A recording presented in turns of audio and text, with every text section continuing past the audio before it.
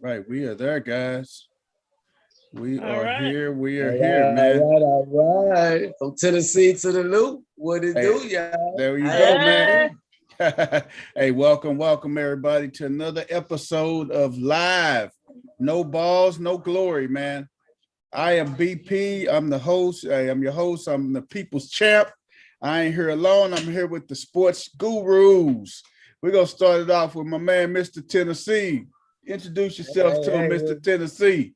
So what's going on? How y'all doing out there, man? How y'all doing, Kaz? What's going on now? Hey, what's good? What's up, man? We here, and we ready to go live. All right, we're going to swing it on over to our girl, Crystal Clear. Crystal Clear, tell them about yourself. Crystal Clear from the loop. We got another one from the loop, Crystal Clear. All right. Coach, introduce yourself to them. Let them know the sports wisdom that's here, man. Them Cubs swept them Cardinals this weekend. I'm representing Chicago. Is that a Blackhawk shirt? Ain't got a Blackhawk jersey on too, baby. Man. Coach, hey, for those of our listeners that's online that don't know, Coach is definitely a Cubs and Chicago Cubs, Bulls, Blackhawks. You name it, man. That's Coach for you, but man. I ain't no Bear fan, though. He is not a Bear fan. Hey, let's make that perfectly draw the clear. line there.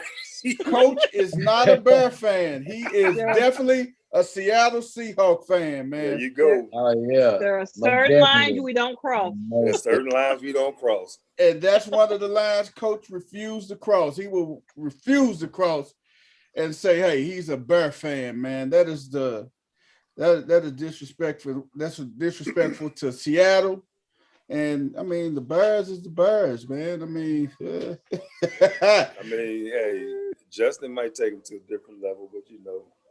Yeah, hey, if it depends on what Rodgers do. If Rodgers up out of there, man, Justin may get him the division, but I don't know, man.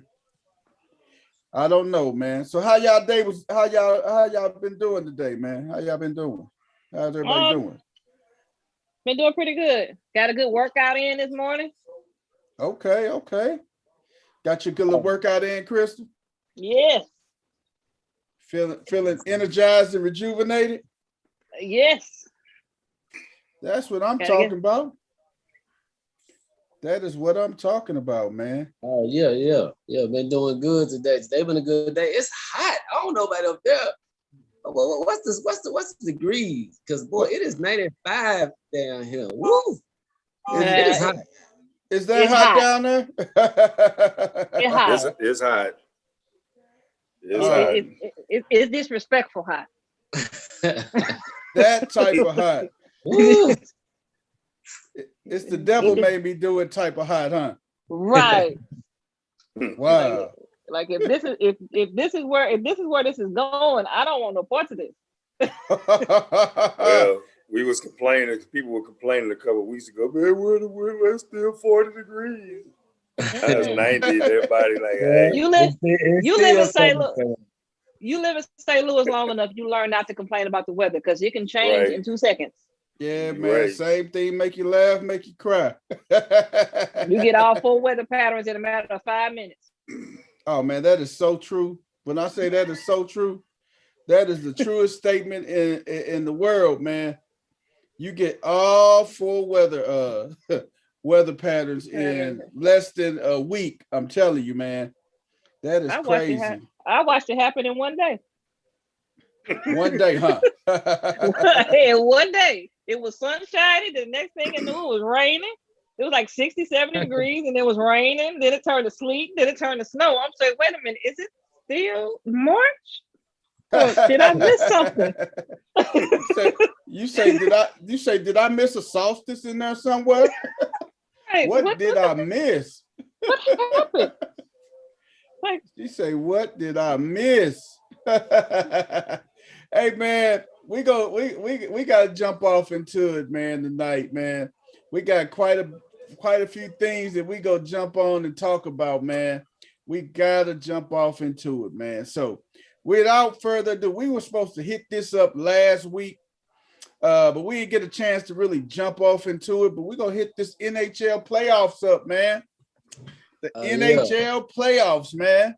You know, in Nashville, if they ain't playing, we ain't even thinking about it, man. Same thing in St. Louis. If the Blues ain't in it, nobody cares. Oh, wait a minute. Hold on. Wait a minute. Hey, get a coach. Let her know, coach. Hey, man, I've been following Colorado and Vegas. That was a series. Colorado blew it. They was up 2-0 and lost 4 straight to Vegas. Vegas they play Montreal tonight. I think game one. I think Vegas gonna get them, but man, New York Islanders knocked off Tampa Bay the other day. Yeah. Old hometown boy going for his 3rd Stanley Cup in a row. Patrick Maroon. Hey, St. Louis boy. Yep. Oakville native. Yes, Oakville sir. High School. All right. He won it with the Blues 2 years ago. The only time the Blues won it in 52 years. And then pretty much. I was at the parade. That was fun. And then he left. The Blues wouldn't sign him. Then he went to Tampa Bay and they won it last year. So he going for a 3 in a row, a 3-peat for him. Oh man. Local boy, man. St. Louis pride. I'm telling you. Yeah, but I think Vegas. Probably, I'm looking at a Vegas. I think Tampa Bay will come back. Vegas and Tampa Bay, man, that'll be a series there. Yeah, that'd be nice. I think Vegas, when Reeves came back from that suspension, he knocked the crap out that guy. He set the tone. He set the tone. He set the tone. Vegas big boy stood up to Colorado, and they just beat him to the punch, Yeah. So, Q Spoon, thank you for joining, man. We're live on our YouTube channel. Me, Coach, West Tennessee, and Crystal Clear. Join us, man. Join us on our YouTube channel, Q Spoon, man. Appreciate you. Hey, Coach, when I was coming up playing with Coach, man, Coach always say, man, let's get out here, let's draw first blood. That means set the tone. If we set the tone, you come out swinging and punching somebody in the mouth, they either go fight back or either fold. And majority of the times when we punch people in the mouth, they fold it up. Well, today is a little different. I mean, the Clippers took 2 punches in the mouth against Dallas and came back. They took 2 punches against Utah. Now they trying to fight back, but you're right. My thing was come out swinging. You can only push me so far. You push me up against a wall, I ain't got but one way to go. And that's quit or come out fighting. That's it. So, right. And that's the one thing about hockey. Hockey, you're not out of it because they can fight. So if you beat me with your skills, I can I send the goon line out there on the ice, and if we get you that way, bully you. We're gonna bully you. Bully instead of bully ball is bully puck. I'm telling you, bully with the puck. You're right. A bully with the puck. Man, even though Montreal is considered the underdog and everything, it should be a good series, man. It should be a pretty decent series. But Vegas just, man, they just got too much firepower, I think, man. Well, Montreal surprised everybody when they beat Toronto, but Toronto has folded in the playoffs for the last 4 or 5 years. And I mean, they had the best record over there in Canada, and then go down to Montreal in 7 games. I'm like, dang, they Toronto got a squad. They just ain't playoff hockey. Some teams ain't playoff ready. It happens in all sports. Some teams they show out in regular season, but when it gets time to actually put the work in, they ain't ready. They ain't ready for it. Yeah, and Winnipeg didn't have anything for Montreal. Montreal just once they beat Toronto, it was just open for them. They just They won that Canadian side, so now they got to come out of Canada because they've been playing in Canada. They just opened Canada up, for the hockey. So this is the first time that Montreal has come out of Canada since the season started. So now you got to make a trip out of Montreal all the way to Las Vegas. That's a good trip, you know. Yeah, that travel can make a difference. Hey, man, that travel means a whole lot. Physically and mentally. Yeah. It does. It really does. People don't realize that. So, that means a whole lot, man. Oh my God! But if Fleury is on his game, I see Vegas. I see Vegas size dominate Montreal. Yeah. You know? So, I mean, Colorado and Vegas had the best 2 records in hockey this year. They did. And they happened to be in the same conference. So they had to go head to head. Colorado just smoked the Blues. And, oh, man. Destroyed the Blues. Brutal. Picked them apart. I know a Blues fan that was not very happy with none of that. Well, since the Blues hoisted the cup, they ain't done nothing in the playoffs in the last 2 years. You know, they've been first round and out. You know, they trying to blame it on COVID like the other 29 teams that had to play. You know? Well, I know everybody had COVID now. Everybody had to deal with COVID. Hey, you don't get exempt. They was one. Everybody had to deal with it. You're right, Crystal. That the Blues ain't exempt. I'm telling you, man. They were one and done. I'm telling you, man. They just went and got it, man. I'm sorry. Just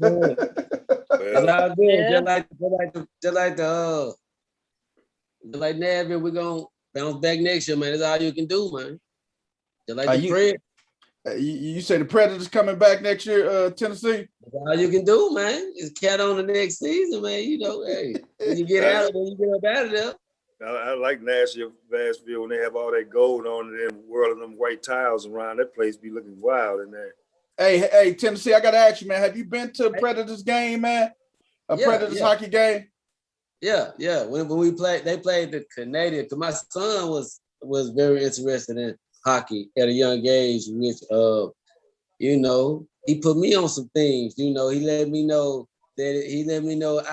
Through him, I realized there was a lot more African Americans in hockey than I thought. You know what I'm saying? So, I had to make that happen for him when I realized how interested he was. But, you know, and it was something new we both shared together, because that was definitely my first hockey game, you know. So it was definitely your first hockey game, huh? And it was very exciting. You know what I'm saying? I did not, and it wasn't nothing like I really thought. You know, it wasn't cold. It was. I think it was freeze. We done brought a blanket and everything. I want to make sure the only time. I want to make sure my son was cool. You know, the only time the cold affects you. Go to a concert, sit on the floor while the hockey season's still going. You'll feel that cold. Oh man, I just imagine how cold it could be then. Yeah, I always wonder how they do that in Staples Center when hockey and the NBA are going at the same time and they got to flip that floor. A lot of work. They don't melt the ice until the hockey season's over with. Oh wow! So all they do, they put the floor, because I've been concerts down at the Enterprise and on the floor when that season's going on. Man, you moving your feet. It'd be summertime out and you moving your feet around because you just basically sitting on the floor on top of the ice. So wow. They don't melt that ice. I never knew that, Coach. I never knew that, man. So if it's during the season and you want to go sit on the floor at a concert, then I just gave you something to think about. Coach gave you the heads up, man. I'm telling you, he gave you the heads up. So hey, be looking out for the heads up, man. Take heed of it. Hey man, we got a couple more NHL matchups, like Coach said. New York with Tampa Bay. The Rangers in Tampa Bay, they playing tomorrow. No, that's the Islanders. I'm at the Islanders, not the Rangers. The Islanders are up 1-0 on Tampa Bay. Then again, this Montreal and Vegas game 2 will be Wednesday. What else? Yeah, that's Montreal. We got a couple of these semifinals, man, that's going on and everything. So it's almost near the end, man. It's almost near the end. What's different about this year is that this matchup in the semifinals is the first time these teams seen each other this year because they was all in their own conference. Yes. So it may be had to make some first game adjustments, and that's why I believe Tampa Bay will come back. You know, they saw what they got to do. So yeah, they did. Hey, what about I know you were saying something, Coach, about the sports, the commentator and everything, people saying what was on their mind and everything. And, I have, this thing with Kwame Brown has opened up a lot of eyes, and listening to him, I'm starting to understand what he's talking about. And I was listening to Shannon Sharp and his partner Skip Bayless. My God, Skip Bayless. And Jalen Rose and Stephen A. Smith. And Skip and Stephen A. Smith basically was saying, I don't care if I ever played the game before, that don't mean I don't know what I'm talking about. I can say what I want to say. Kwame Brown was saying that, man, wait a minute, you've been dogging me out. I've been listening to you dog me out. Now I got years. A 16-year-old kid now that's sitting here with all social media, hearing his dad is just being a bum. Right, being a bust through the mud, yeah. And so now he got to deal with it. So I think now listening to some of them talk, it's got to be a thin line there. Yes, you can't get to the point where Kevin Durant's mother goes on that went off on Stephen A. Smith. She's ready to punch him. And every time Stephen A. see Mama Durant, he said, "Oh, I love Mama Durant." Yeah, because she checks you. She put you in your place. She put him in his place. Yeah. And so he's Skip Bayless said, I think I have a right as a commentator to talk about a player if he's not performing to the high level, making all that money. Well, regardless of who listens. So regardless of that, so Jalen Rose, he came in. It wasn't even his show. He came on there and said, wait a minute, hold up. You're going to tell me that it's good for you to just get on here and just rip this guy and talk about him so bad, ripping the threads like that. Yes. And his people sitting out here looking at it, and Stephen A. Smith say, look, if he in the public, I can say what I want to say. And don't come to me talking about you never played the game. So if I ain't never played the game, I've been around the game for 30 years. That doesn't mean that you played the game. It doesn't. The only thing I would say is Stephen A. is one of the few that is willing, like even with the stuff we said about Kevin Durant, he's like he like I'll come sit down and talk to you. We can talk. We could chop it up face. We could chop it up face to face if you really offended by what I said and you want to have a conversation. Some of them just be going off and then run. I think Shannon Sharp said something about somebody. I forgot who it was, and then he blocked them on social media. Right. He did. It was Kevin Durant. It was Kevin Durant. It was KD, right? It was KD who he did. Yep. He blocked KD. He blocked KD. KD responded to what he said. Yes. Right. And Stephen A. He said what he said about Kevin Durant, but then Stephen A. and Kevin Durant sat down on Kevin Durant's show and actually talked about it. Yep. Now I get what like Kwame is saying on the same end is that these things have been being said about him for years. At some point he needed to. I understand his son seeing it, but at some point he needed to have actually brought that to his son's attention before his son saw it without him bracing him for it. Because this is something that's been said about him before social media went widespread. Yeah, for over 16 years. Yeah, but don't you think if you push a person far enough, that they'll hit that breaking point. That's just like guy. That's just like that guy that's been working at this company for 30 years. And then you tell him that he don't have a job no further. He don't get a pension. That's it. We downsize. We closing the doors in 1 week. I mean, it's just like you telling him that. He walk out. He like, man, I just lost everything. And he just go in there. And he just losing. And you can only push a person so far before they end up losing it. And I think Kwame lost it, but Kwame making some valid points with the stuff he's saying and everything. Yeah, he making some valid points. Kwame is opening up eyes, and people up there thinking like, man, I didn't know this guy was as smart, because Kwame is smart. Kwame is smart. Right. He'll tell you. He said how many years Kwame played? I think like 14 or 13. I didn't even 13 realize years. He played 14 years though. And made over $75 million in 14. I know he played. That's what Jalen Rose's point was. He said, how can you call that man a scrub and he played in the league for 13 years? Exactly. No scrub gonna play in the league 13 years. I don't care if you number 10 through 15.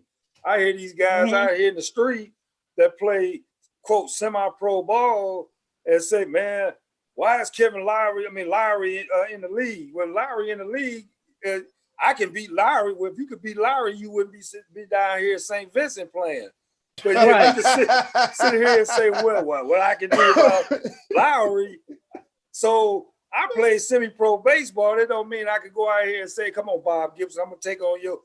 Because I wouldn't be on the field. It's different levels. Right. It's levels to everything. So that 15 player on the bench of an NBA player is better than any kid that's out here in the street because he wouldn't be there.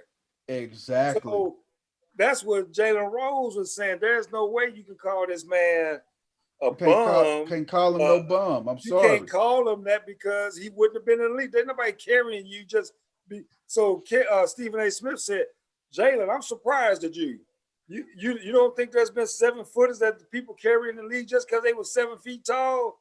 You don't know a scrub when you see one? Jalen Rose said, yeah, I know a scrub, but I know how far to take it talking about how bad his game. If he was 4 for 20 from the field, I'm going to say he was 4 for 20 from the field.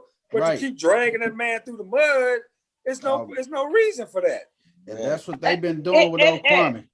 And to be completely honest about when it comes to Kwame, like looking at the draft class, that wasn't the strongest draft class. Nope. It just wasn't. It wasn't a strong draft class.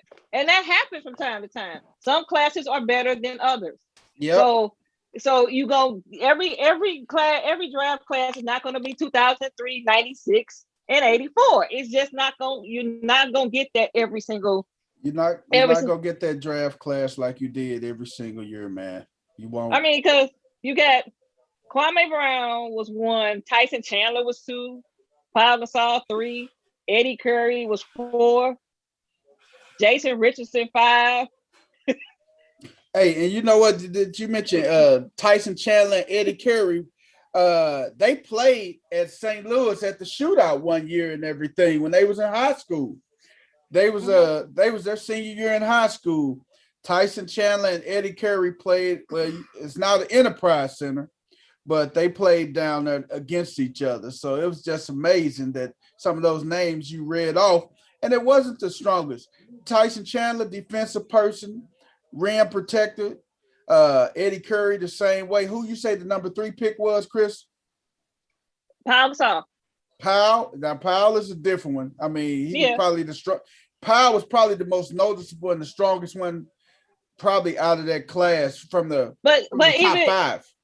But even with that being so, this is the 2001 draft. He was drafted by Atlanta. He won a championship with the Lakers in 2009. Yeah. Look at the gap. Look at the gap of time. It's not like he came out the gate and won a championship. It was 2000. It was 2009 before he got in the right position. The most successful person on the whole list is number 28, and that's Tony Parker. Tony Parker went 28 in that draft. Tony Parker. See, and that's why I tell people all the time, Tony Parker ended up in a good structured situation with San Antonio. Yes. Yeah. And so to be the number 1, you're talking about the money, but the 28 player pick, he had a successful Hall of Fame career. with San Antonio. He got with the right program, the right system, and the right players around him. And was there the duration of his entire career. His entire career. And won a couple championships too, man. Hey man, we're gonna swing it on over to our next topic is hey, we talk about a little tennis, man. Hey, we had no balls, no glory. We are just world renowned. We universal. We can talk about any sport. And what we got right now is Novak Djokivic, man. He just won the French Open, man. This is Novak's 19th Grand Slam title. And this is his 7th title. His 7th title after the age of 30 years old, man. That's impressive.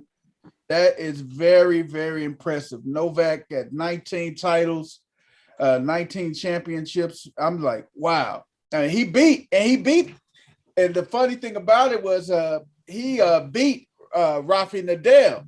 And Rafael Nadal has 6 titles too after 30. So both of them were tied with 6 titles, 6 Grand Slam titles, major titles after 30. So whoever would have won that match between them would have been the first person to have 7 Grand Slam titles after the age of 30. So, wow, Rafael Nadal, man. I mean, I know everybody got probably their favorite tennis players and everything from a male standpoint. But I always like Novak Djokovic, man. I like Novak. He was one, and people, it's between the top 3 in this era from a male perspective is Novak Djokovic, Rafael Nadal, and Roger Federer. Those are the top. Roger Federer, man. Yeah, I like Roger. I like his swag. Nice. Yeah. I like Roger Federer's swag too. Roger Federer been around a lot of brothers. I can say that. Federer been around a lot of brothers. You can tell, man, and he's so comfortable around people, man. So, man, let's give it up for the people that was doing it in their 30s, man. Still winning these championships in their 30s, mid late 30s. You know what I'm saying? Man, these guys are still plugging away at it, man. That's amazing, man. Right. That's just you can't explain. That's just really, really amazing, man.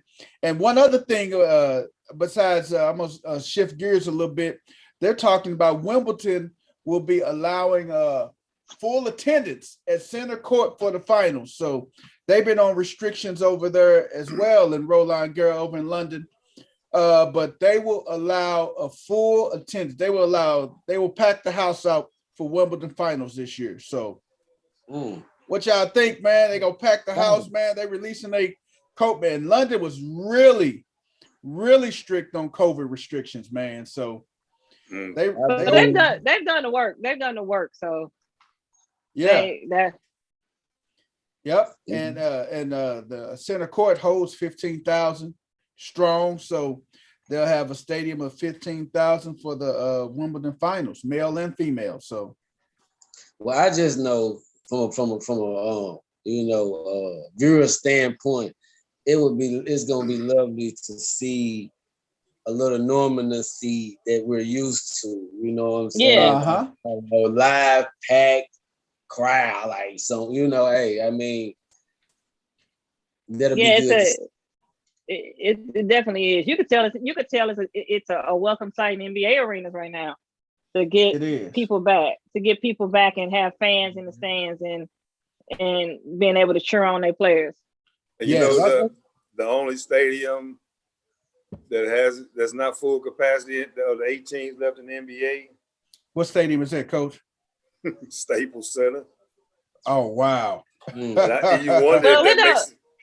It don't matter. It's about 2 more. It's about maybe 1 more game left to play at Staples Center. Hold up! Wait a minute! Wait a minute, Crystal! Hey, did she go there? She just threw a low punch. Man, she threw a gut punch at the Clippers, man. Crystal, what's up, Chris? She said they only got 1 more game, and that's tonight. They only got 1 more game. You say it's 1 more game at Staples, Chris? Yeah, 1 more game at Staples. Oh, But Lord, did you see what Robert Horry said? He said, well, who they look like trying to put a banner up here in the Staples Center? Hey, get these dudes out of here. Get them up out the stadium, man. We don't hang that. We ain't hanging no Clipper banner in the Staples Center. Personally, I think they ought to move. Tell the truth. What you say, Coach? Real quick, what you say, Personally, Coach? I think they ought to move. Yeah. Hey, Ballmer got the money, man. They can move. Exactly. That's what I'm saying. He building an arena. When you're an NBA team and you got to take the matinee, that ain't right. You know, you play at 12:30 on a Saturday. Who come out there and watch that? Nobody. Hey, people who get free tickets from the Boys and Girls Club. That's it. That's who come out there and watch That's who come out. Free tickets to the Boys and Girls Club. Free tickets to the Boys and Girls Club. Come out and watch that game on the afternoons, man. I think they ought to move back. They need to put a franchise in Seattle. Yeah. And go back to Seattle. They would get so much love if the Clippers moved up to Seattle, man. They would get so much love, man. And hell, Ballmer used to live up there in Seattle and everything, man. He's one of the guys on the Microsoft founders list, right? So I mean, hey, he can move him up there. You gonna get so much love when you move up there, man. They could move to St. Louis and not that I become a Clippers fan, but they make me quicker for you to go see a Laker game. Man, you know, if they move to St. Louis, they get less fans than they getting right now in LA. Oh man, that's you're right about fact. You're right about that. The thing is, you're not playing baseball in St. Louis. They don't care. If you're not playing baseball or hockey in St. Louis, they don't care. They don't care at all. The thing is, people always ask the question: is there enough black people in St. Louis to bring an NBA franchise? We talk about it, but are we gonna go spend the dollars? Right. That's $1 million question. When we spend the money, man. And that's what it comes down to. You can say, well, we need an NBA franchise, or you gonna go spend the money. But we will pack out a Lakers game in Memphis. Oh man. You're right. Or pack a Lakers game out in Chicago or Indianapolis. We gonna roll there. Right. Road trip. Road trip. That's what we gonna do, man. You know, St. Louis folks that like road trip. I mean, right. I mean, the Clippers could be the St. Louis Clippers. Well, I give you an example. Kansas City, Omaha Kings. A lot of people don't remember that, but I might be dating myself. Kansas City, Omaha Kings. Right. They played their home games in Kansas City and Omaha. Yeah. We had more people that drove up to Kansas City to watch them than when they came down here and played a game here, and the place wasn't nobody there. Yes. But we sent more St. Louis people. Folks in St. Louis drive to go watch somebody play. They know they won't drive downtown to go watch them play. Well, right. They won't at all, man. That is crazy. And for the ones out there listening, the Kansas City Omaha Kings are now your Sacramento Kings. They've been all over the place.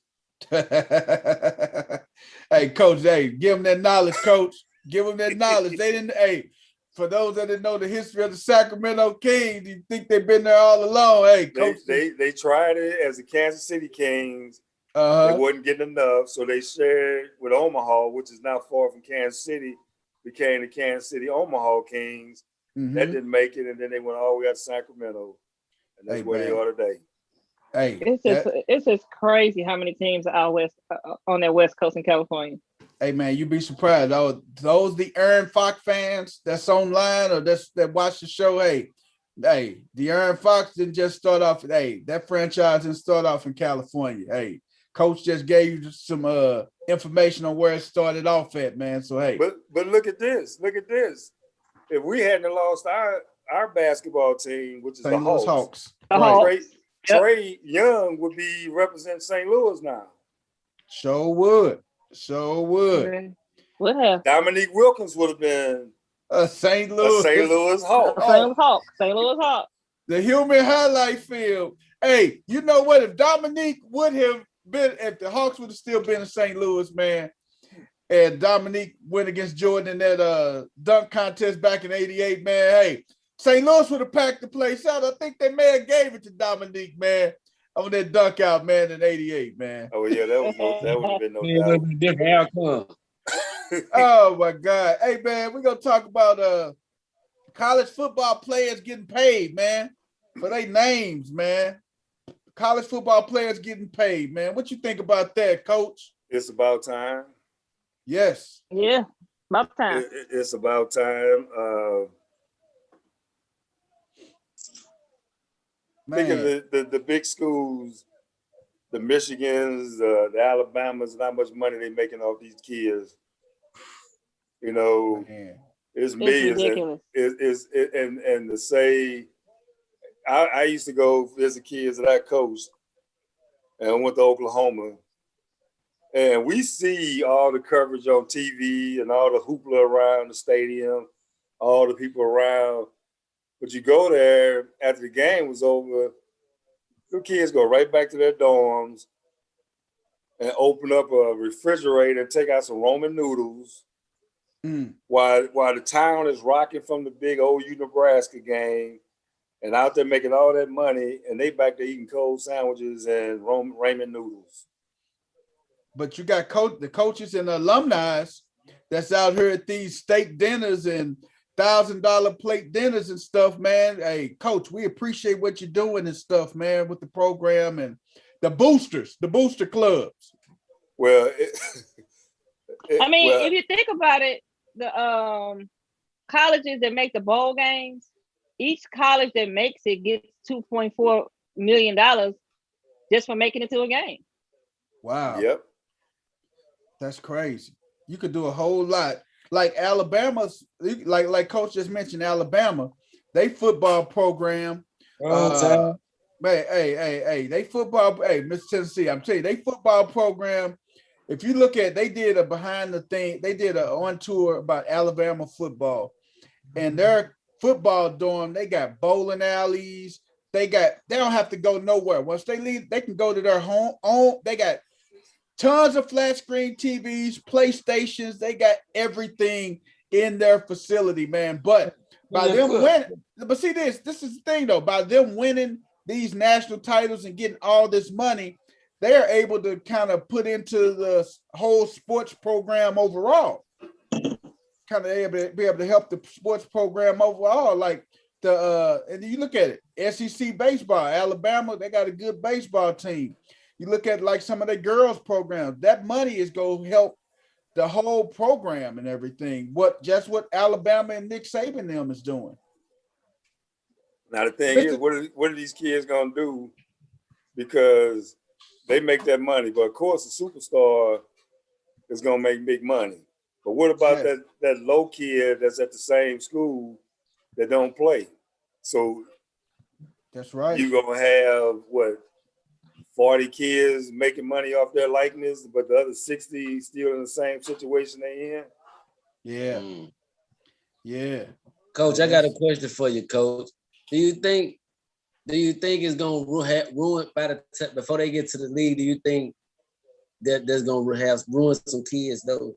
Like they getting money too early. I just feel like like I see I agree with what you saying, but I feel like some kids gonna come ruined like before they even get to the next level. You know what I'm saying? I probably should have said it's about time, but that money should be put up. They shouldn't be able to touch that money like that. Yeah. Put it that way. Yeah. Because they gotta start. I agree with something like that. Yeah. They gotta start giving these kids financial advisory on a different level, and making sure that they're doing it right. Because if they're gonna start paying them, they're starting to pay the college athletes. They can't just hand them over money and not have them know what they got to do with it. That's some of the problem with some of the athletes, just in general. And they get to the NBA level and NFL level and don't know what to do. That's one of the first things that they do when they turn pro. They actually have finance classes on how to deal with that kind of money. So now you had to back it up and have it with the college kids before they even get to that next level. Yeah. It should literally be a requirement for college athletes. Like you gotta, like in high school, you gotta pass a government test to graduate high school. Well, in order to enter the NFL draft or the NBA draft, you gotta pass a financial class. You gotta know what you need to be able to do. It should be a requirement to even participate on a professional level. Before you enter in any kind of draft setting, hey, you gotta have a financial class that you gotta pass. Yeah, but I know these kids have been getting robbed. And if you are online listening to us right now, drop a comment in there and let us know what you think about these college players getting paid. Man, these kids have been getting robbed for years, man. They've been getting robbed, and I mean, these universities have been making millions on top of millions of dollars, man. And these kids don't have what they get: a couple pairs of shoes, couple sweatsuits, and everything. But I mean, and like Coach say, go back to the dorm, man. They trying to warm up ramen noodles or warm up that old pizza that they had the night before and everything. Right. It's crazy. They dealing with. So I don't mind. I mean, it brings you back to certain movies, and we're gonna talk about that later on in our show, the Mount Rushmore sports movies. What it does is, man, you don't get mad at these people coming from. I got 6 people living in the house. I got 4 of my brothers living in one room. My 2 sisters standing in the room with my mama and stuff. Hey, if somebody go come up to me and slide me a envelope with $1,000 in there, I look like a fool giving it back and everything. And I know I'm finna go home this weekend, and my mama we don't have no money to take care of our family. So I mean, hey, that's why a lot of these athletes back in the day was getting the money where they can get it at and everything, man. And what you just said, I actually saw this happen. When alumni come up to a player and shake his hand, trust me, it's something in his hand. He ain't just saying shaking his hand, good game, Right. Trust me. But after what West Tennessee said and Crystal just said, made me start thinking, would the kids be able to handle that kind of money that early? No. And see, that's I might have to backtrack on that a little bit. Yeah, I mean, I think they can get the money, but it's got to be put up some kind of way. Because I don't see them handling that kind of money as a freshman, sophomore, junior in college. Especially it should be in a school account. It should be in a school account, and they can only use it for certain. They can only use it for certain things. Yeah, it should not be something I go with that. I go with that. Yeah, I can go with that. Because this social media nowadays is just crazy, man. When I think about kids getting money, I'm thinking about after the game, showing what you get. Like, no, you cannot give them money like that. You know what I'm saying? Everybody want to show everybody everything nowadays. Yeah, so I agree. And you know what? I'm thinking about that kid from the inner city, from the hood, what we call it. That kid from the hood who ain't never had nothing in life. Exactly. And you throw $50,000 in his lap, or $100,000 in his lap. Oh my God. He finna be be hood-rific, man. He finna just ball out. I just feel like see all those examples you all are giving just is it has me second thinking what I said, because now you might lose that kid as an athlete because his mind might be going totally somewhere else. Yeah. Right. So, they gotta really get a handle on it. But yeah, they should be able to have a school account. Like, if you're gonna pay them, then they should never have to. They family should never have to book a flight for them to go home. Right. They should have. They should have. The parents should be taken care of as far as getting there and back and things of that nature. I definitely agree with you on that. Right. So they're so they can't, if they have access to the money, then they're gonna go hood rich on it. But if okay, you get part of this package is you get 2 tickets per game for your family for your family members. That's mama, daddy, uncle, whoever it is. You don't get 6. You can fly home. We'll make sure you get home for the breaks and get back for the breaks. We'll make sure your travel expenses are taken care of when you go back home for the summer.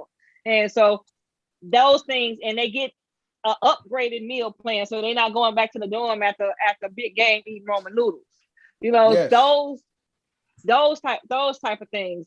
Take care of them, because that's the main thing, is that they go into these colleges, and they're making all these colleges all this money, but then they struggling. Yeah, this They is are. my thing. They are truly struggling, man. They Well, are. the kid was a USC punter. They found where he shot himself in the head in his dorm. Yeah. And they said he was just going through some things, but he had just kicked a game-winning field goal, and this is what 100,000 people at the Coliseum. Yep. And this kid got to go back to the dorm by himself with nothing to Right. do. That's the thing. I don't think people understand, man. These be kids that's at these colleges. They ain't never had a lot of these kids ain't never had a game that they couldn't look up and their mom right there or their dad right there. And when they go off to school all the way to wherever they go, it's like they be needing their reassurance that my mama gonna be at this game. I need to make sure she's gonna be here, especially if I'm the star player. Why my family not here? Like, you know what I'm saying? Because that's the mentality part of the game that messes with a lot of, especially young people. Yeah, it does. Family and travel expenses and a dinner for the family, dinner for that kid with their family after the game. That way that they. Scotty, thank you. Scott said, Scott, one of our viewers said, pay them. They need to be paid. My thing is this is one of the things. Like, okay, you're a Division I athlete. You lose your grandmother. Your grandmother died. You don't have a suit or anything because, I mean, you come from nothing. You don't have a suit to go to the funeral, and one of your coaches say, hey, I'm gonna help you get a plane ticket to go home to your grandmother's funeral, and I'll buy you a suit. NCAA found out about it. You lose your eligibility. But I think they changed that because what you're saying was right. Yes. Barry Switzer wrote a book about that, and he was saying that my boy kids were coming. Yeah, mine too. I still got that book. Barry was the reason why and before Barry was the reason why I became an Oklahoma fan, because they was bringing them black athletes in there. Kids, parents, or loved one pass away, they couldn't even get home.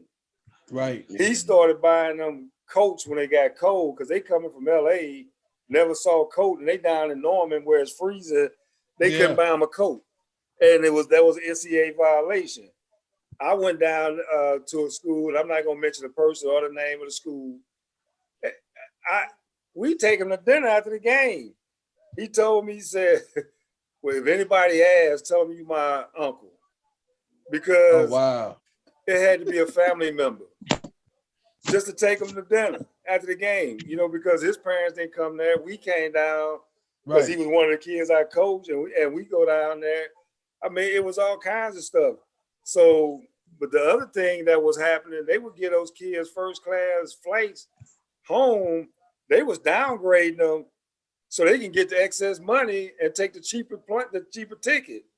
Wow. So, I mean, I get both sides of it, but I just kind of think that today you put that kind of money in an 18-year-old's pocket, he may not perform, and that coach might be on his way out the door if they're not performing, So I'm telling you, man. But what Crystal said, I agree. Put that thing up in some kind of fund. The fly the parents in, because today you're seeing more kids making decisions to stay close to home. Yeah. For their family to be there, when it might not be a good decision. He only doing it because he know his mom and dad or his family can't go all the way across the country. Exactly. Right. Exactly. And kids are making bad decisions on the choice of college because they want to be close to their parents so their parents can come to the game. So their parents can come to the game and see them. Yeah. But it might not be the right system. It might not be good for him. Right. And because we all parents right now. When your kid comes, tell you he want to go to a country our way, father. How I'm gonna get there? What you mean? We got we got some questions. Mama, we in the ACC. They got the ACC channel. Boy, I slap. Right. Hey, coach. Hey, I was just I was hearing when Brad was talking. Brad was like, man, he said, man, I decided to go to Florida and everything, man. He say Brad say his mama was mad at him. She was mad at him for not choosing any other schools. She didn't want to go to Florida and everything, but he said that was the best thing for him at the time. Mm-hmm. So I'm like, and wow. they end up playing for a coach that's an NBA coach today. Right. So I mean, it's tough. It's tough for a kid that age to make that decision. Yeah. You know, but it's tough when he's sitting there with his parent there, and then 3 years later, he's not getting the playing time, and he's transferring, and he made that decision to be close to home. Then we didn't make the right decision. Right. And that's a sad thing. Don't make that right decision, man. Hey, we're going to transition over into our next topic, man. Hey, man, I sat back, I looked at this, I said, man, this dude is still robbing people, man. Tony Romo gets a new contract from CBS, man. CBS. They gave him a 10-year, 170, it can range between $175 and $180 million contract. So Tony Romo is getting $17.5 million a year for calling NFL games. He's a better commentator than he was a quarterback. That I would give you. That I would give you. I just want to know who is paying him. Jerry Jones. Hold on. What Crystal been drinking tonight? She throwing darts. Crystal she throwing haymakers tonight, Coach. I'm telling you. She is throwing haymakers. She throwing full-fledged haymakers tonight, man. Night in, night out. Hey man, he is a better commentator than he was a quarterback. Man, he getting $17.5 million a year. That is still paying this man. Hey man, CBS. Who is still paying? That's CBS. Tennessee, man. I don't know, man. Hey, we got. He is very entertaining.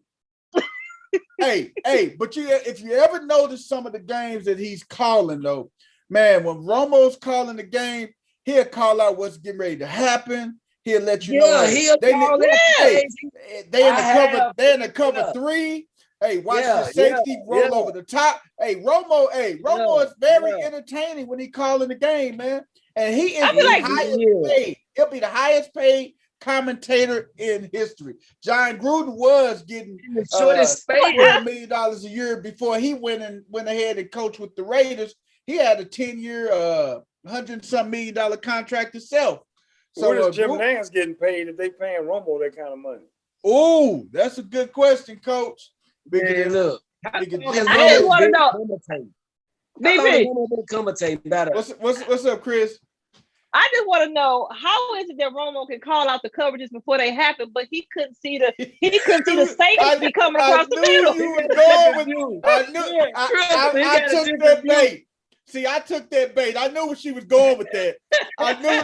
How can she call out those coverages when sitting up there in the booth, but he couldn't see them coverages when he was quarterbacking? Right. He was looking down. He looking down from the booth. He got a different view from the commentator seat. From the booth. Oh my God! And he knows if he mess up, he ain't getting hit up there either.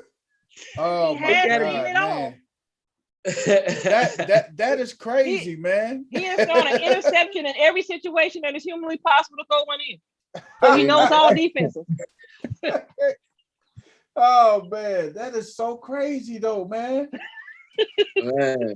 How long has he been commentating though? Like when he retired, and even when he retired, man, he still got paid. He still got money from Jerry. I mean, he was still underneath the contract from Jerry.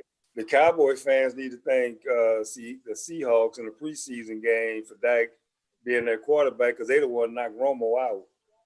Romo said, "That's it. I quit." He said, "That's it." Dak can still be a backup. I'm telling you. I quit.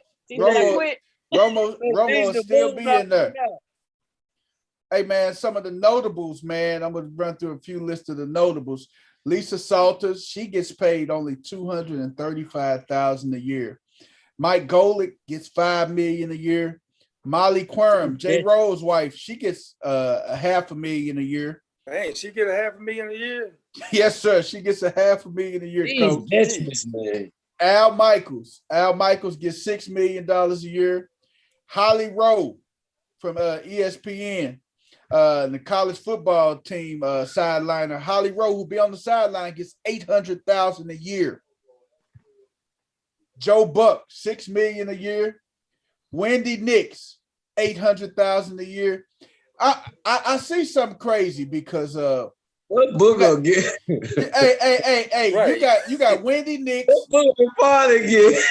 Hey, But hey, you forgot about Stephen A. I'm coming to it. Lisa Salters, though, man. I'm gonna hit that up in a second. Lisa Salters only get $235.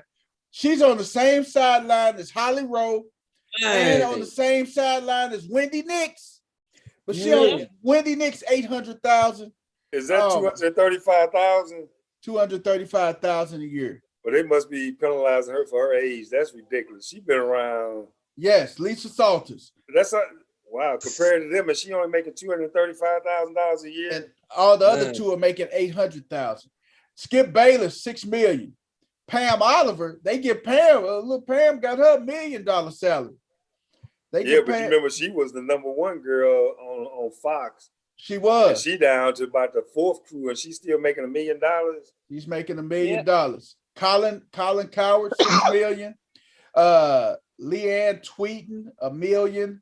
Michael Wilbon, $6 million.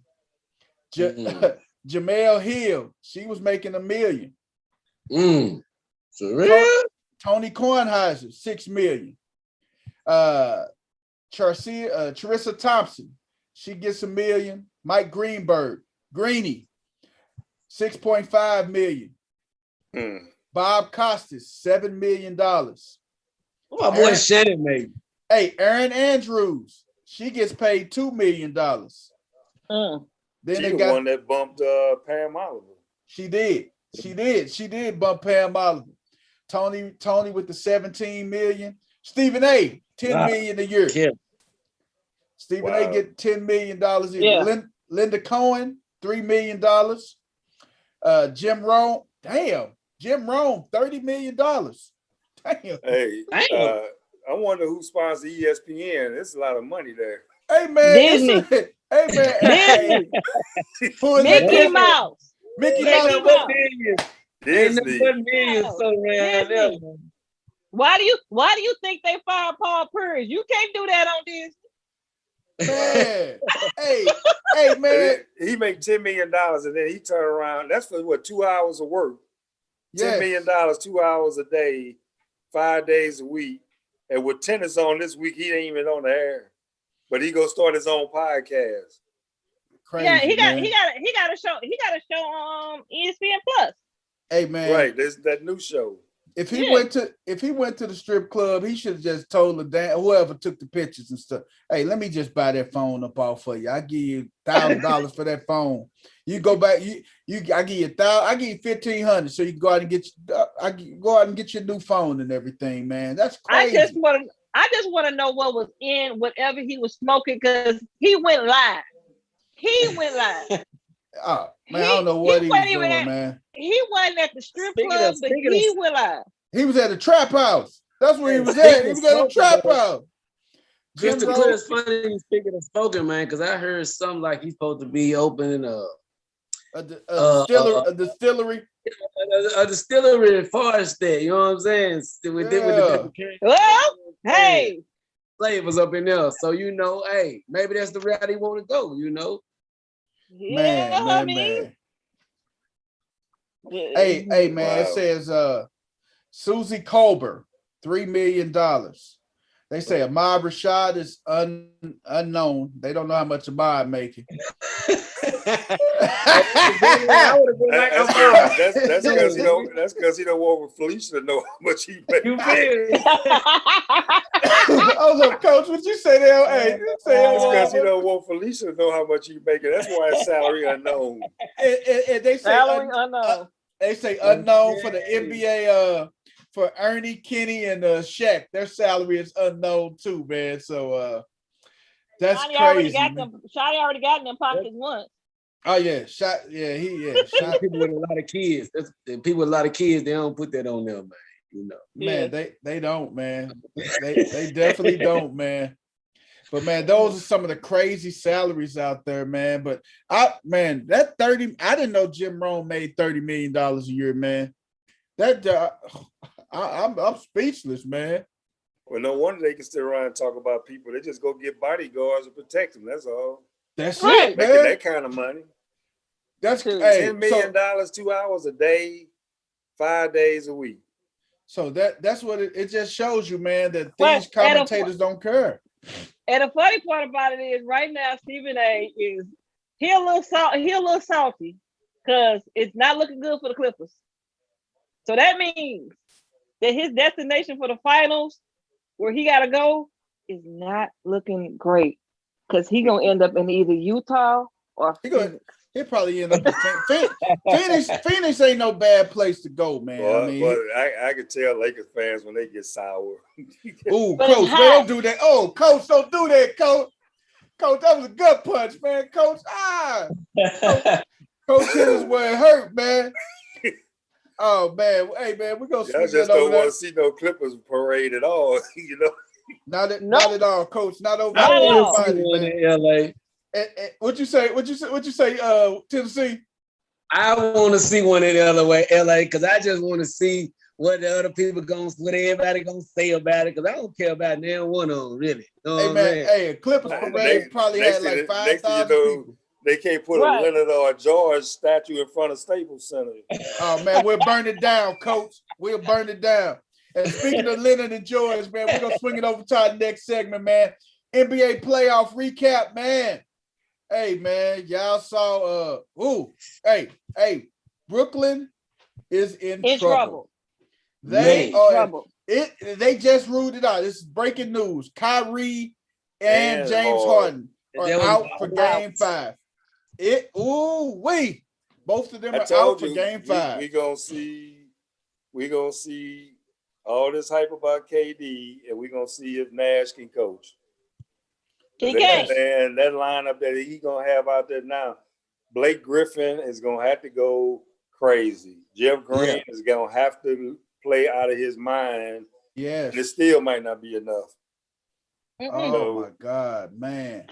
See, and I know Nash was complaining about the defense that PJ Tucker was allowed to play on KD. Which was crazy to me. It was like, whoa, really, Steve? Really? We gonna go there? But man, that's what happened.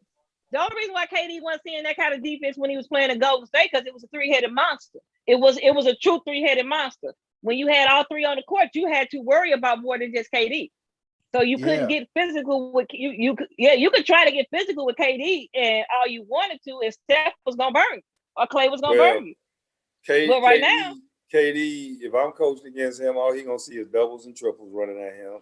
That's it. And I'm gonna make everybody else beat me. Everybody else got to beat me. And the thing is, KD gonna figure out some way to be sick. He got to carry the load now, because everybody today I was listening to. And to be completely honest, this is not KD's. He just want to play basketball. This is not what he wants. That's not his MO. That's not his MO. It's not his MO. That means all.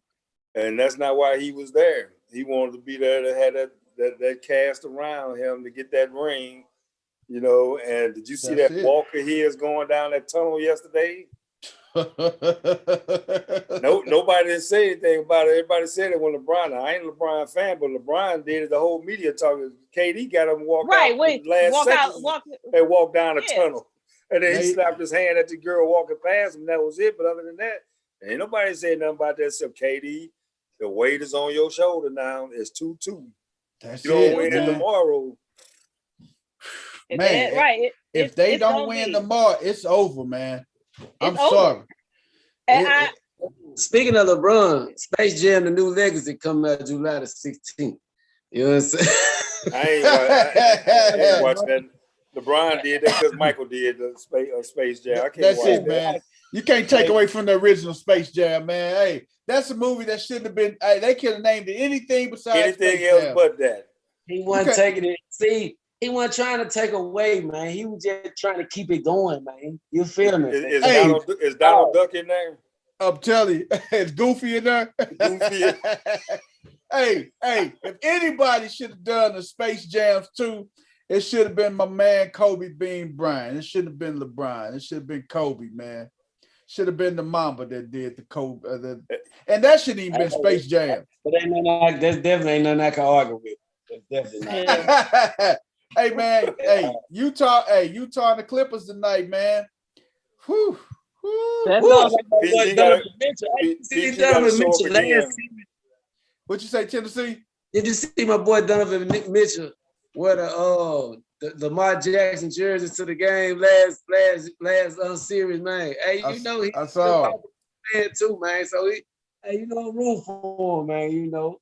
What you say, Coach? What would you say, Coach, about PG? PG got to play the way he played the other night. He played out his mind the other night. He got to have that a don't repeat happen 2 performance. games. That don't happen 2 games in a row. So, and that's what Shannon Sharp said today. He said, y'all think he gonna show up tonight? He say, y'all seen the best of PG. He done for the series. You're right. That was his game. Right. That's it. That's the end of that. Hey, that's the end of that movie, huh? Man. He got 1 good game of series. Oh man, it never when it really matters. Put it like this. I think if the Clippers win tonight, they have a little bit of momentum. They may go in and steal Game 5. Because I think Donovan Mitchell's ankle is worse than what he's trying to say it is. Yeah, I think so too. And we're gonna see where it is, but Clippers been starting out slow in these games. They're going to get out to a start. Yeah, I don't think. Yeah, I don't think the Jazz are gonna lose 3 in a row. 2 is pushing it. I don't think they're gonna lose 3. I don't think they're gonna lose 3 in a row. They ain't got to lose 3 in a row. They're gonna lose 3 out of 4. Hey man, what it ain't even been. Has it been a Mike Conley site? Where's Mike Conley hiding it, Joe? It's hamstring. Yeah. Okay. I was gonna be like, man, Mike Conley and James Harden are in the same boat. They're in the same boat. Hey. Mike Conley is more than likely will not play into the Western Conference Finals or maybe even the finals. Right. Man, Mike and they got to Conley, get that boy, far he's because that stealing, hamstring, man. you can't come off of that cold. You can't get off that. You can't get off the hamstring like that. That needs practice. That needs what he needs to get that hamstring together. They just don't. It's kind of hard to do it in the playoffs. It's kind of hard to do it in the playoff run. Now they might be able to get them going for the finals when they got some serious time off in between series if they can actually wrap things up. But Phoenix just put the pressure on. Yeah. And the fact that Harden not playing tonight, he's not as close as they keep saying he is because he would have been playing. Yeah, because I don't think you're not coming back from no hamstring like that. And the fact and that's a flare from the original injury. That just means that original injury when he was gone all those games, that hamstring, and he came back, it was never 100%.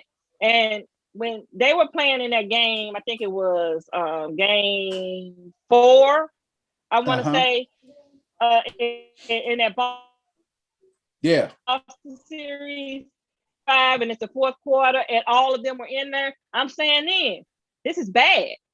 Harden, KD, Kyrie do not need to be in this game. They have not been 100% all year in order to lead them in a game where y'all up by 25. This ain't the time to jail them. If they ain't jailed by now, it ain't gonna happen.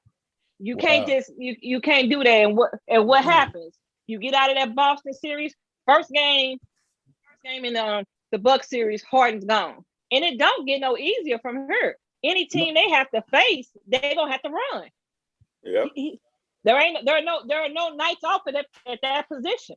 It ain't. Before Kyrie got hurt, James Harden was for Philadelphia. The next series, they weren't trying to bring him back. So if they bring him back now, it's because Kyrie's ankle, depending on how bad Kyrie's ankle is now. Yeah. So when you leave an ankle injury in a boot and crutches, that is not good. It ain't good. That ain't good to he probably won't play until if Brooklyn make the NBA finals. He won't even play in the conference finals, man. I don't think he'll play to the NBA finals if they make it there, man. Hey, the Hawks losing right now by 10 to the Sixers, man. Doc, I think Philadelphia put this one. They win this one tonight, man. I think this one you can put a stick a fork in the Hawks, man. They done. I think they run is over with. That series too is going as long as Joel Embiid can go. Yeah, that's how far the Sixers gonna go. That's it, man. And they looking good. They looking real good right now. They looking real good right now. This game is Philly seems to have a handle on the game. Every time Atlanta looks like they making a run, Philly answers. Right. Man, hey, what about hey, we can't leave here without mentioning my boy CP3 and the Phoenix Suns finishing off the Joker and finishing off the Joker and them last night, man. And the Denver Nuggets and everything, man. They pulled out the broomstick. It was a controversial foul, that flagrant 2. There was a controversy behind that, man. And I think that's a real big read. Without the Joker, I knew they were done. Texas, man. Well, it was obvious after that, but I wouldn't. That wasn't to me. That wasn't a flagrant 2. No, it wasn't a flagrant 2, man. They were done. It was the second one though. Was it the second one for the game? Done. No, flagrant 2 is automatic ejection. Automatic ejection. Okay. Automatic ejection. No, I didn't think it was. In a playoff game, I mean, the way these games are going now, somebody said, man, is the NBA soft? That was one of the questions on ESPN today. Is the NBA soft now? Because in the 90s, that would have been just play on. You know? I'm telling you. Bill Lambert would have been done every game he played. Man. Hey, and the thing was, he went for the ball. It's just that his arm was so long, his elbow caught his nose. That's it. It's the terminology of a flagrant 2. It leaves it so that something like that can't happen, because by the textbook definition of it, it was a flagrant 2. It was a flagrant 2 by the textbook. By the textbook. Hey, if they would have had these same rules back in the day with Lane Beer and Mahorn and Oakley and Rodman, hey man, they wouldn't have lasted 2 minutes. Man, these guys would have been suspended and fined. Hey, Anthony Mason, Xavier McDaniel, the X-Man. Xavier. Hey man, them guys wouldn't have lasted that long, man. It's crazy. It is so crazy, man. But on the NBA, what y'all think about Portland bringing Don Staley in the interview for the head coaching job? As long as they don't hire Mike D'Antoni, I'm fine. That's who gonna end up getting the job, though. Watch. Because he already opened his mouth, said that he's open for that job. But I wouldn't want to. I think if they don't sign Lillard before they sign a coach, and they bring in D'Antoni before Lillard leaving.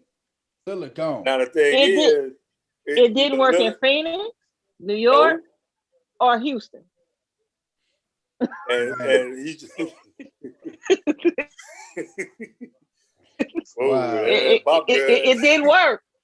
No, and it's funny, he couldn't coach Harden as a head coach, but now he's on the bench on the team where he is now. So, but and then what's the girl name in San Antonio? Technically, he ain't coaching Harden right now. What's her name? Becky. I know who you're talking about, Coach. She's supposed to be interviewing for the Celtic job. So yes, that's what I heard. Is the NBA ready for women coaches? And where do you think these guys with these superstars are they gonna be open for female coaching? I don't think so. That's a big question. I don't think so. I don't think so. How can assistant coach that's a woman, how is she gonna tell Jason Tatum? How's she gonna tell Jason Tatum or Brown what they need? I mean, you respect their basketball IQ, I guess. I think how would you got to manage these $1 million personalities. And see, that's what I think with Dawn Staley, she couldn't bring that college mentality $2 million athletes. No, you can't. You know, because the first time you look like, people ask why the NBA don't press and all this kind of, because them guys ain't running them down the floor like college players. We professionals. Right. So the thing is,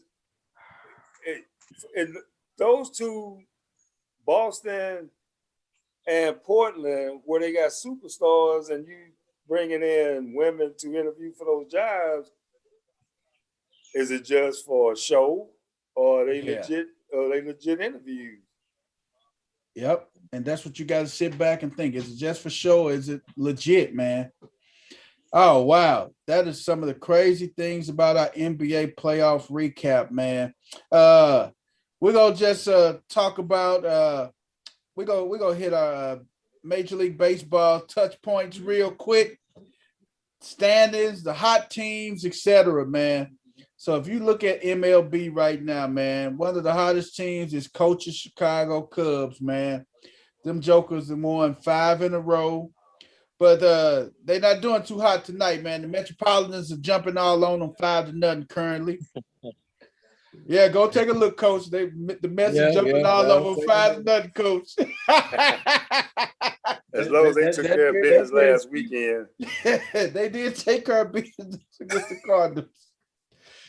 But yeah, the Mets are currently winning right now 5-0 against the Cubs. It was jet lag. They came off a high and they flew from Chicago last night, and then they had to fly into New York probably late last night. So they got to get their legs back up underneath them. But right now, the Marlins up 2-1. Marlins up 2-1. Right now, the Tampa Bay, the Rays, man, they got the best record right now in Major League Baseball at 42-24. But like I say, in this NL Central, Cubs and the Brewers, man, both tied 38-27, man. And the Cardinals, with that loss, knocked them down to 5th place in the division. Oh, wow. No, 4th place. The Pirates ain't called them. 4 out of 5. They're a game behind Cincinnati. Yep, they one game behind Cincinnati. So that is it, man. Hey, I'm telling you, the Cubs are playing some of the best baseball right now, man. They are probably one of the hottest teams. Cubs and the White Sox, man. The White Sox is, who know? You never know. It could be an all Chicago World Series this year. It could be all Chicago, man. Well, South side versus North side. Now that place would be jumping, boy. Man, right, that was. Woo! It may even lessen crime up in Chicago, man. South side. That's a stretch, but yeah. I ain't touching that one. That's a stretch. If it takes them two teams to play to do that, we play it all year long, baby. Right. We're gonna play. We're gonna build a dome and we play it all year long. The Cubs and the White Sox play 7 days a week, 24 hours. Right. They play a game every day, man. Oh my God, that's crazy, man. Oh my God. White Sox down right now, 2-3, ain't it? Yeah. But it's still a long way. It's still ways to go. It's still a long way to go. The hot days of summer ain't hit yet, What they call it, Coach? The dog days of summer. The dog days of summer. They haven't hit yet. Baseball to me is in the summer is you just got to just focus on the game, and it's so hot to be out there I remember the days before it was. The turf is bad. It's like scarred on your feet, but standing out there with the dirt, yes, with the dirt, Mm-hmm. And oh my God, I mean, my goodness, and I pity those catchers. They be back there with all that stuff on, and it's 100 degrees out there, and it's just there was good days. We loved all of that, but it's man. Come August, July, August, playing baseball. Mm-hmm. Man, I'm telling you, it is hot, hot, hot. I'm telling you, they ain't experienced nothing yet, man. Hey, man, we almost to the close of our show, man. We're going to finish this night off, man. We're going to talk about, we always talk about the Mount Rushmore of, man.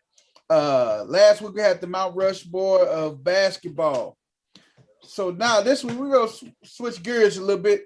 We're going to talk about the Mount Rushmore of sports movies, man. The Mount Rushmore of sports movies, man. Hey, West Tennessee, you there, brother? West, where you at, West? When West come back, Crystal, what's your Mount Rushmore of sports movies? All right, so I had to narrow it down with four. Four movies, Crystal. Okay, so I got Blue Chips. Okay, that's one. Any Given Sunday. That's two. Draft Day. That's three. And The Program. That's four. Okay. I can't complain with you on that. I cannot complain on that, Coach. What's yours, Coach? What's your top four sports movies? There's some good ones out there, man. I know. Coach Carter. Yes. Coach Carter. Man, I'm just naming them. I don't have them in order, but Coach Carter's one. Yeah. Remember the Titans. Oh yeah. Geez, I had one on the tip of my tongue. Man. Hoosiers. Okay. And that's wow. I'm gonna go a little nostalgic, even though I'm not a Notre Dame fan, but let's go Rudy. Yeah. Rudy. Okay, Coach. That's your top four, Coach. Hey, West Tennessee, you got to give it to me, brother. What's your four greatest sports movies, man, to go on the Mount Rushmore movies, man? Sports movies. It's above the rim. Oh, okay. I gotta get shout out to Tupac. Yeah, you know what I'm saying? That's one of my favorites. I like that one. Hey, I like that one, West 10. And I think I'm gonna have to put Longest Yard on there with Adam Sandler. I like that one too. The new school Longest Yard. Yeah. And oh man, I'm gonna have to throw in I'm gonna tell you, I want to say Blindside because there was a Raven. You know, we drafted him out there, Rudy Booty Boo, and it was a nice story. That was actually a good movie too, man. That was a good movie, man. The Blind Side. It really was. What's your last one, man? It's three of them. I just like Remember the Titans, man. I remember the Titans on any given Sunday. I'm like, so Remember the Titans. I gotta give it. Remember the Titans, man. Gotta give it to Remember the Titans. It was just a great movie, man. It was a great movie. I ain't no way around it, you know. Okay. And then with the race barrier thing, it was just a great movie, you know. Okay. Hey, okay, my top four movies of all time, sports movies. The Program. I love The Program. That's one of my top. Oh, yeah. That's the thing. Is that the one with James Caan in? That James Caan and Omar Epps. Omar Epps. Yeah. Has one of my favorite lines in a sports movie. Let's put the women and children to bed and go looking for dinner. Let's go looking for dinner. Joe Kane, baby. Joe Kane. Hey, The Program is one of them. Another one of my good sports movies. I love Bull Durham. That's one of my favorite movies. Yeah, that's a good one. I love Bull Durham, man. Sports movies. This one, I don't think, I know you guys probably may have seen it, but I love the movie Glory Road, man. Yep, that's a good one. I love Glory Road, man. Yep. The five brothers that started the first in the NCAA championship game. Mm-hmm. Don Haskins. Yeah. Missouri native. Adolph Rupp. Yep. And that's when Adolph Ruff started recruiting African American basketball players and everything. So Glory Road is my third one.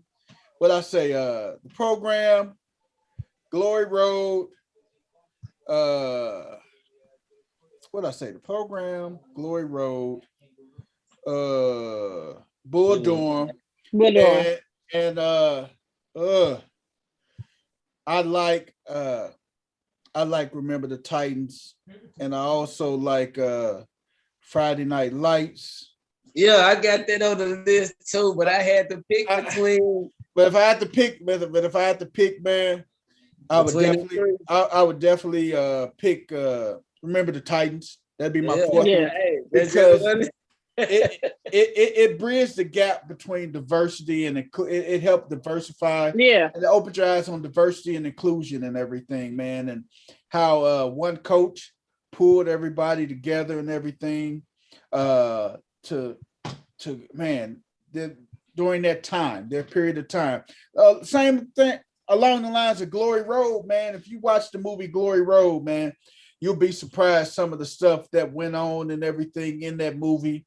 The black players couldn't go nowhere by. They said one of the black players went to a restaurant and they jumped him and stuck his head in the toilet and stuff, man. And oh man, you got to look at it. If you haven't watched Glory Road, you definitely get a whole aspect of the sports movie. And you know what? The brothers did go across the border with Mexico, but hey. They did.